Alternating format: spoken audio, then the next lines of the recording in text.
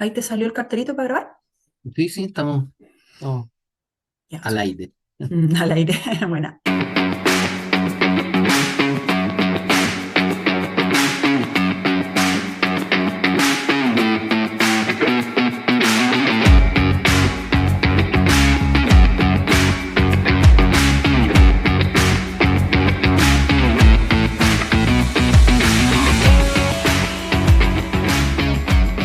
Juan Ignacio, ¿qué pasa en el Valle del Itata? Bueno, hartas cosas están pasando. De mi punto de vista, Itata hoy día está en una meseta, sin muchas novedades, cuando desde que Itata se volvió a poner de moda, con vino embotellado que tuvieron acceso a la crítica, a la prensa, a los sommeliers, a que los enólogos también visualizaran un poco lo que estaba pasando acá en Itata. Siempre se embotelló, pero que lamentablemente no tenían la llegada a líderes de opinión, pero lentamente, como te decía, por ahí por el 2011, 12, empiezan a aparecer proyectos, entre esos Saranda, y esta rueda se echa a andar de nuevo, y empiezan a llegar al Descorchados, etcétera. Se logra captar la atención de un valle que, como te digo, estaba un poco en la nebulosa. La viticultura en Chile llegaba hasta Cauquenes más o menos, y por ahí por el 2014 15 te diría yo, empieza este auge de Itata, donde muchos productores que tenían antepasados acá empiezan a restaurar y recuperar las bodegas de sus antecesores. Otros enólogos de viñas medianas y grandes se independizan, parten con sus proyectos. Todas esas historias son más o menos conocidas. Y Tata entonces empieza, entre comillas, a ponerse de moda. Y tenemos entonces este auge, esta curva ascendente. Todo el mundo empieza a hablar de Itata, todo el mundo empieza a venir, empiezan a probar los vinos, aparecen y aparecen y aparecen etiquetas, viñas clásicas, tradicionales, grandes, sacan etiquetas con variedades locales, las viñas, no sé, recuerdo el caso de varias viñas grandes que compraban 175.000 kilos de uva, se arman cooperativas, etcétera. Esto fue, como te digo, un boom bastante grande. No solamente de manera local, sino que también se empieza a captar la prensa internacional, qué sé yo, súper buenos proyectos. Esta cuestión empieza a agarrar vuelo, pero creo que hoy día estamos viviendo un estancamiento, no hay proyectos novedosos, ¿ya? Todos los proyectos que surgieron en algún minuto y que ya están súper consolidados, están súper bien instalados, todo el mundo los reconoce, todavía los valorizan mucho, pero no han surgido cosas nuevas. Y ese es un poco mi temor, que estamos hoy día viviendo un estancamiento porque se ocupó el mercado con mucho país, mucho Sansó, mucho moscatel. Moscatel no tanto, el moscatel es una variedad súper difícil de trabajar, pero son proyectos que ya llevan, perdona, son proyectos que ya llevan 10 años, algunos, como te digo, súper consolidados, pero a otros que les ha costado mucho, mucho, mucho poder entrar a conquistar el mercado. O sea, en el fondo veníamos de que no se sabía muy bien qué pasaba en Itata. Viene un boom en que aparecen proyectos nuevos, se consolidan proyectos nuevos y ahí nos quedamos con una especie de meseta donde ya no están saliendo muchas cosas nuevas. O Y sea, ahí también puede empezar el riesgo de empezar a decaer al perder la novedad, ponte tú. claro, y eso es lo que empezó a pasar, creo yo, porque también el sur, el resto del sur, empezó a cobrar también protagonismo. Empezó a cobrar protagonismo Biobío, empezó a ganar protagonismo Malleco, qué sé yo, y así sucesivamente hacia el sur. Entonces la viticultura se sigue corriendo hacia el sur, pero hacia el sur hubo mucha más claridad en cuanto a lo que el terroir podía ofrecer, y empezaron a plantarse nuevas variedades que se adaptaran bien al terreno. Pero acá no ha pasado nada. Acá son muy pocos los proyectos que se han atrevido a hacer cosas distintas. y todos hablaban en algún momento del rescate, del patrimonio, del redescubrimiento, del renacer. Pero rescatar, creo yo que no es solamente heredar un viñedo antiguo y ponerse a hacer lo que hacían tu bisabuelo o tu abuelo. Rescatar va más allá va creo que un poco más allá de eso, va por el lado de jugársela, por redescubrir cosas nuevas. Y ahí creo que son muy pocos los proyectos que están haciendo eso, que se han atrevido a plantar cosas nuevas, a investigar qué es lo que hay en los campos. Y en esa investigación, en el caso nuestro, fuimos dándonos cuenta de un poco del potencial. Aprovechemos de contar un poquito quiénes son ustedes y qué rol ocupan dentro de de este gran valle que es Litata. Arandavinos, eh, partimos el año 2011 con el proyecto, con una mirada muy clásica, muy afrancesada de la viticultura, y podemos dividir la historia de Saranda en dos partes. La primera, te diría yo, que parte con el 2011, cuando yo estudié gastronomía, entonces no tenía mucho que ver con la viticultura. Hice toda mi vida en Santiago, siendo de Concepción. Estudié en Santiago, viví en Santiago, viví afuera, estudié afuera harto tiempo. Hice todos los pasos que hacen los cocineros. Y de repente, un poco aburrido de eso, le dije al Pancho, que tenía este campo, lo vinimos a ver, y fue como, ya veamos qué surge, veamos qué podemos hacer. Eso fue el 2010. Y el 2011 hicimos la primera vinificación, que fue un éxito, fue un boom. Eh, ¿Qué vino era ese? ¿Qué Ganamos. sepa? ¿Ah? ¿Qué cepa era en ese momento? Hicimos tres vinos, 1000 litros de cada vino, súper poquito. O perdón, no, fue mucho menos, eran 600 botellas de cada vino.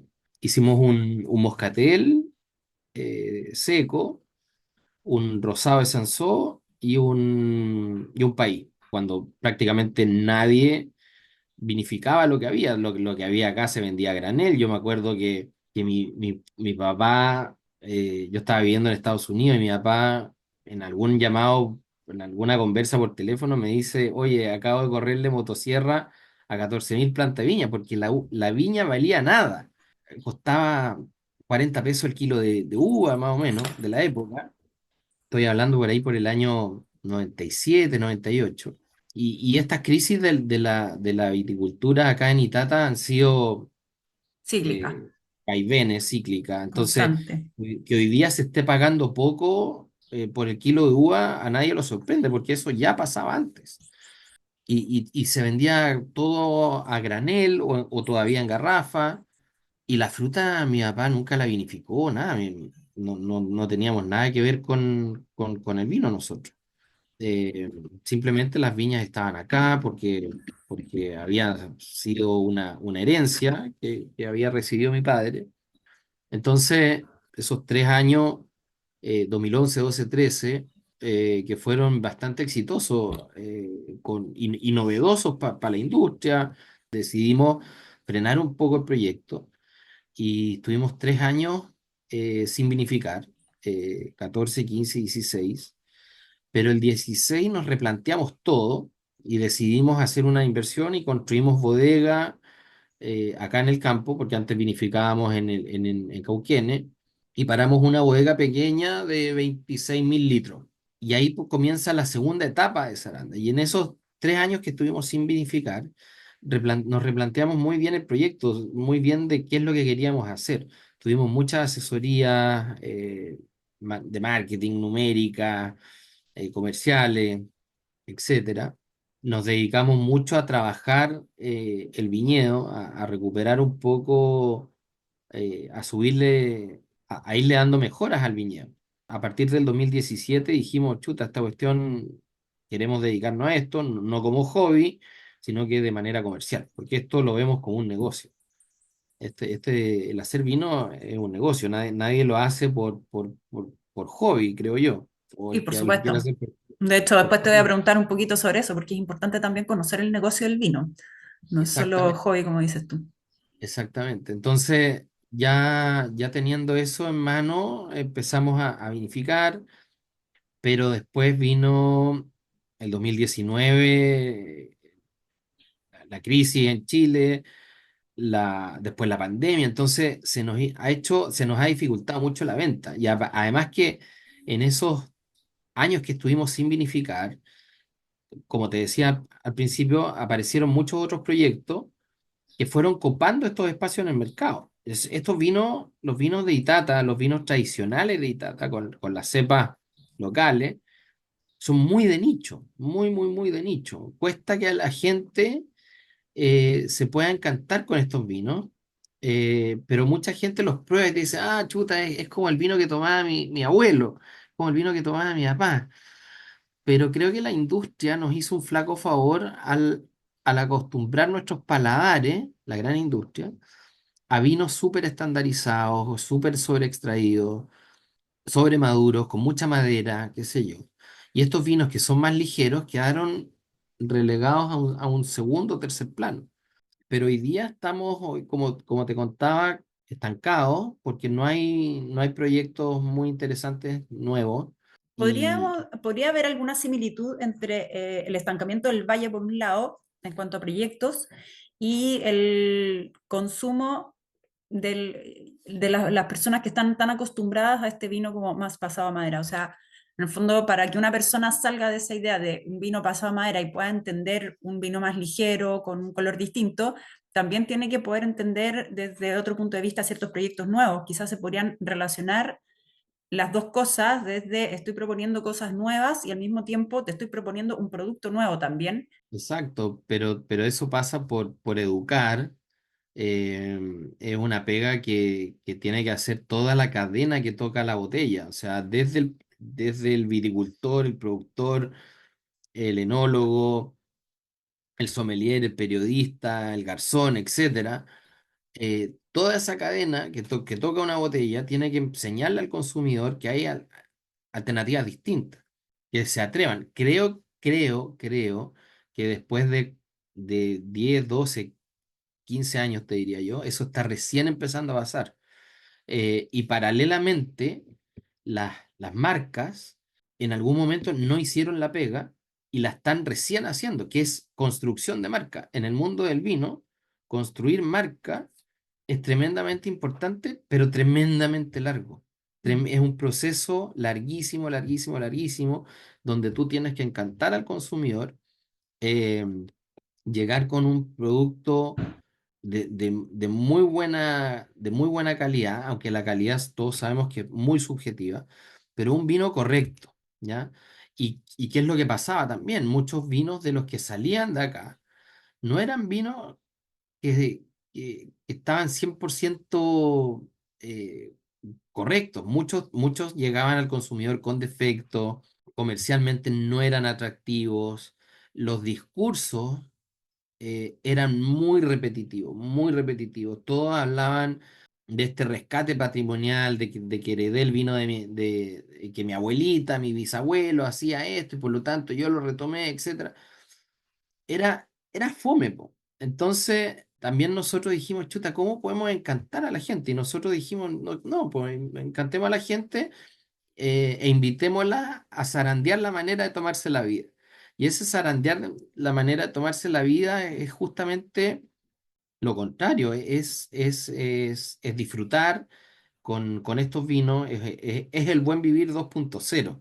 Estar con la familia, con los amigos, debajo del parrón, comiendo cosas ricas, un asado, qué sé yo, pero disfrutando con los vinos. Estar en la piscina con un vino ligero, qué sé yo, que sean vinos glu glu, ¿cachai? No vinos difíciles de entender. Eh, ¿Qué opinas tú y sobre tomar vino con hielo? ¿Se le puede echar hielo al vino? Mientras me paguen la botella, a mí me da lo mismo, cómo te lo tomes. Yo no voy a juzgar a nadie por cómo se tome la botella, ¿cachai? Lo que sí tiene que pasar es que una copa invita a la segunda copa y la segunda copa a la botella. Y esa botella se tiene que repetir.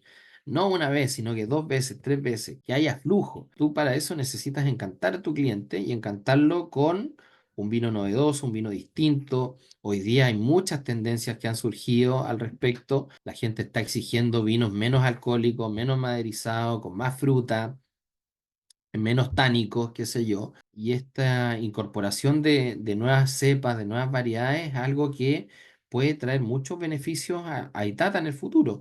Claro, En el porque caso de es que ahí podría incluso cerrar el ciclo que estamos diciendo, porque si justamente un consumidor está pidiendo un vino menos maderoso y menos tánico, ¿cómo podría ser un poco las cepas que ofrecen desde Litata, que son justamente con esas características, po, ¿no? exactamente, cumplen con ese objetivo.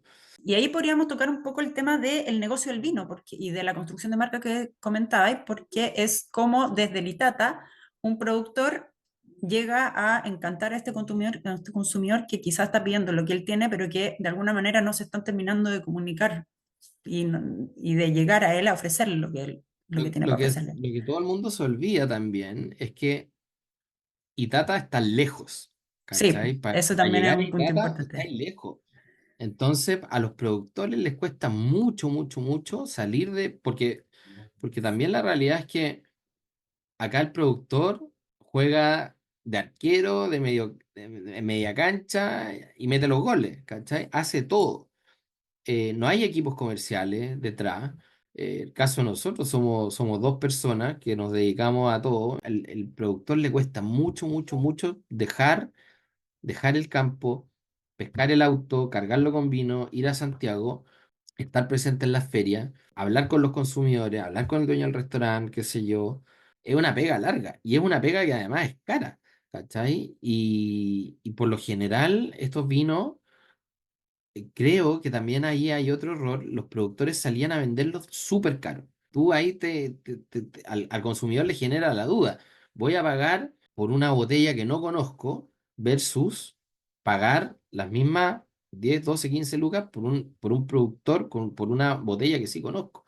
Por lo tanto, la construcción de marca resulta clave. Y en ese La mano aspecto, de obra. los intermediarios, ¿qué rol cumplen? No sé, el comercio, las tiendas especializadas, ese tipo de No, cosas. hay tiendas que por supuesto funcionan muy bien, otras muy mal, pero todos tienen que hacer la pega. O sea, si tiene que ser win-win para todos.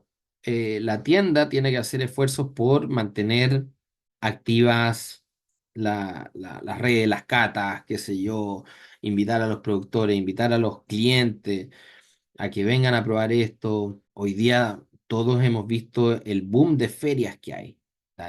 Todos los fines de semana hay ferias.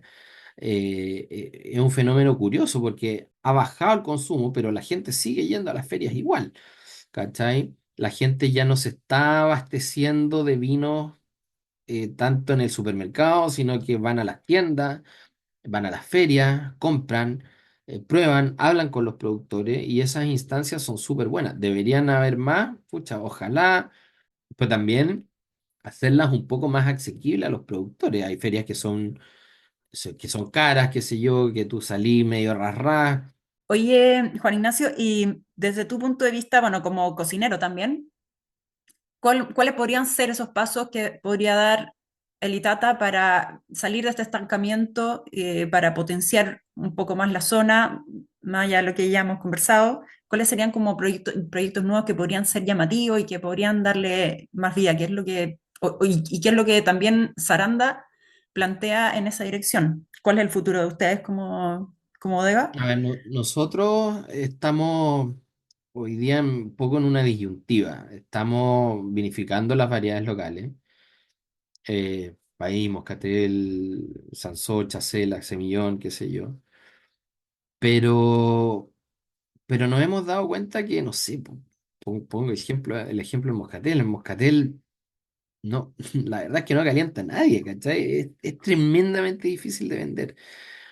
Pero es Porque rico, ¿por qué pasa eso? Eso es un vino que a mí me llama la atención, porque es Porque un... existe todavía, y ahí es donde yo insisto en el tema de educación, existe todavía la percepción en el consumidor que el moscatel era para vinos dulces, era Sí, para eso es vinos de verdad. cosecha tardía, Mm. ¿cachai? Entonces todavía en las ferias te preguntan, oye, y tiene un vino dulce y tiene, no sé, po, después de años a ti te empieza a dar lata, pero no te puede dar lata, po. Tener que explicarle al consumidor y decir, no, mire, nosotros lo verificamos así, así, qué sé yo, bla, bla, bla. Y lo prueban y dicen, oh, chuta, sí, qué rico, ¿cachai? Pero está ese atrevimiento que no se ha dado de las dos veredas, desde el productor en vinificarlo de una manera distinta y el consumidor en atreverse a comprar la botella. Entonces, ¿qué es lo que hicimos nosotros? Empezamos el 2014 a, a introducir variedades nuevas. Partimos plantando Gewürztraminer el 2014, después empezamos a reproducir de las mismas plantas, pocas plantas que habían, de semillón, de cariñán, empezamos a recuperar esqueje y de manera paralela abrimos un vivero con resolución en el SAC, con todas las de la ley. Y tenemos un vivero acá en el campo que se encarga de reproducir ese tipo de variedades. Eso, enfocado en variedades de Variedades de f- secano, Ya, ¿cachai? perfecto. Y también apareció entre medio del campo otra variedad criolla, que es una variedad que se llama canela, ¿Ya? Mira. que tenemos más o menos hoy día 600, casi 700 plantas de canela, que hasta donde sabemos, hasta donde entendemos, es un cruzamiento entre país y moscatel. Y también el 2019, un colega, un muy buen amigo, Juan José Ledesma, hizo un mapeo genético de lo que había desde el sur del Maule hasta el norte del Biobío, buscando variedades y encontró en nuestro campo tres plantitas madres de truzó. Y empezamos también po, a recolectar los esquejes, a plantarlos en el vivero, qué sé yo, y hoy día en los registros del SAC aparecen en Chile 0,5 hectáreas de truzó, de las cuales nosotros tenemos 0,3. ¿Cachai? Por lo tanto, y ya hemos hecho los primeros ensayos con todas esas cepas, pero todavía no alcanzan a tener 5 años. Entonces, para que tengáis un producto mínimo viable, tú tenés que tener al menos una barrica. Y son vinos que también son súper interesantes, súper ricos, que le van a ir dando una mirada nueva a lo que pueda suceder en esta, insisto, en esta parte de Itata. Y eso irlo complementando con el turismo. Estamos próximos bueno, estamos trabajando, estamos un poco atrasados con eso, pero la casa donde yo vivía, que es una casona antigua de adobe, debe tener más de 100 años esa casa, la restauramos, la estamos restaurando para convertirla en Airbnb y también volver a cocinar acá en el campo, pero siempre con productos locales. Y los productos locales acá son súper choros porque son productos de campo. Acá la gente todavía, los campesinos crían cerdos en las casas, por lo tanto el consumo de chancho es muy alto, las legumbres también. Que eso también eh, para uno como consumidor de repente es difícil poder acceder a, no sé, pues una carne criada en casa. siempre tratar de darle identidad con los productos locales. La costa está muy cerca, estamos a 23 kilómetros en línea recta frente al mar, por lo tanto el ir a abastecerse de pescado y marisco fresco a Dichato o a Tomé no cuesta absolutamente nada. Y son vinos que maridan muy bien con la cocina local, muy, muy bien. ¿Cachai? Y también seguirle dando enfoque a la educación, al salir a vender localmente. Tú tienes que encantar primero al consumidor local, después al comunal, al regional, etcétera. Y a mí me parece increíble que todavía muchos vinos, o sea, muchos restaurantes de Concepción, Chillán, no tengan estos vinos en la carta, pero creo que poco a poco más y más restaurantes se han atrevido porque también la calidad de los vinos han ido Ujú, mejorando mucho. Estar activo, y ahí nosotros también estamos súper al debe, estar activo, mucho más activo en las redes sociales, en hacer campañas de marketing, etcétera. Pero insisto, todo eso para un productor pequeño es súper, súper, súper caro, Por lo Claro, no te da el tanto, día para poder hacer tanta cosa, pues. y los equipos son muy chicos. Claro, Entonces, al tener equipos chicos, cuesta mucho poder, poder hacerlas todas, ¿cachai? sí. Pero poco a poco creo que esa realidad ha ido cambiando y hoy día ya tenemos proyectos súper, súper, súper consolidados acá en Itata, que ya gozan de mucho prestigio, no solamente de manera local, sino que afuera es súper divertido, pero me ha tocado en viajes que con amigos, con colegas hemos ido a comer a bares de vino, qué sé yo, a probar vino. Y dicen, oh, mira, aquí está fulano de tal, me puedo sacar una foto contigo, qué sé yo, y como futbolista, ¿cachai? Claro, El mundo del vino buenísimo. genera mucha pasión, ¿cachai? Pasión no solamente desde el productor, sino que también del consumidor. Que eso no lo podemos perder y no lo podemos perder estando en este estancamiento, sino que seguirle dando a cuestiones nuevas, seguirle dando a cuestiones interesantes, viajar mucho, probar mucho para traer esos conocimientos de vuelta. Terminar quizás con la etapa del rescate, que fue una buena etapa, pero que no puede seguir eternamente porque ya tiene un límite el poder rescatar las cosas del pasado para poder ahora empezar sí a proyectarlas al futuro con una identidad propia. Ese es un punto clave, ¿ah? La identidad. ¿Cuál es la verdadera identidad local? ¿Cachai? Y ahí yo creo que se ha cometido un error porque muchos han tratado de copiar, ¿cachai? Los distintos estilos de lo que se hacía antes, o sea, de lo que se hacía en otros valles. Pero son pocos los que han logrado una verdadera identidad y decir, oye, mi vino es único, ¿cachai? Y son los vinos únicos los que han marcado la pauta. ¿Mm? Ujú. No tratar de copiar algo, no porque más al norte usen barrica, acá vaya a usar barrica, ¿cachai? Aquí nunca se usaron barrica. ¿Qué se usa Nunca. ya? No. Sí, históricamente se ocupaban los lagares, los fudres, pipas, por eso el pipeño. Ya, con ¿Cachai? mayor razón todavía. Ujú. Oye, ¿y qué vino es el que nos recomiendas probar ahora de Saranda? ¿Cuál es el que está ahí, el que acaban de sacar, el que están promocionando especialmente? Nos ha ido bien con los blancos, curiosamente. Hemos tenido dos años, el 2020 y el 2022 fuimos Best Value Wine of the Year con Tim Atkin. El 2020 con el Chacelas 2019 y el 2022 con el Semillón. Y el Chacela es un vino que a mí me gusta mucho, es un vino que lo decidimos vinificar en un estilo naranjo, en contacto con las pieles, con un porcentaje de Gewürztraminer. Mm. 80% Chacela, 20% Gewürztraminer. Es un vino que al principio cuesta un poco entenderlo, pero después que se abre, ¡pum!, es una bomba. Es full aromático, el color es precioso. Estamos vendiendo el 2020 porque tiene una carga tánica tan potente que lo guardamos un año en barrica y un año en botella antes de sacarlo al mercado. Y es un vino que está sumamente rico, súper fresco, un vino que maría perfecto con cocina local, con una sierra, con una corvina a la parrilla, queda maravilloso. Perfecto para Súper, la época. ahora que Sí, viene el verano, tampoco hay que tener miedo de tirar pescado y marisco a la parrilla, quedan sí, por exquisitos, supuesto. súper, súper Maravilloso. ricos. ¿Cachai? Así que yo les recomiendo que se atrevan a probar ese vino. eh, y pronto allá vamos a estar sacando otras novedades con algunos ensamblajes y el truzó, que ya deberíamos tener prontamente la primera cosecha. Hoy se lo vamos a estar esperando también. ¿Mm? ¿Y dónde encontramos ese vino tan maravilloso para este verano? Directo, nos pueden seguir en Instagram, Sarandavinos.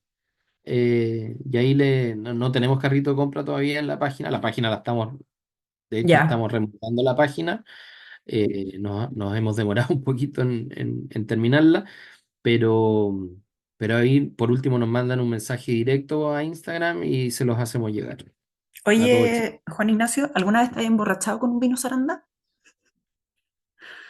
No emborrachado, pero sí, pues estoy muy contento. Nos ha dado muchas satisfacciones, Sarandra.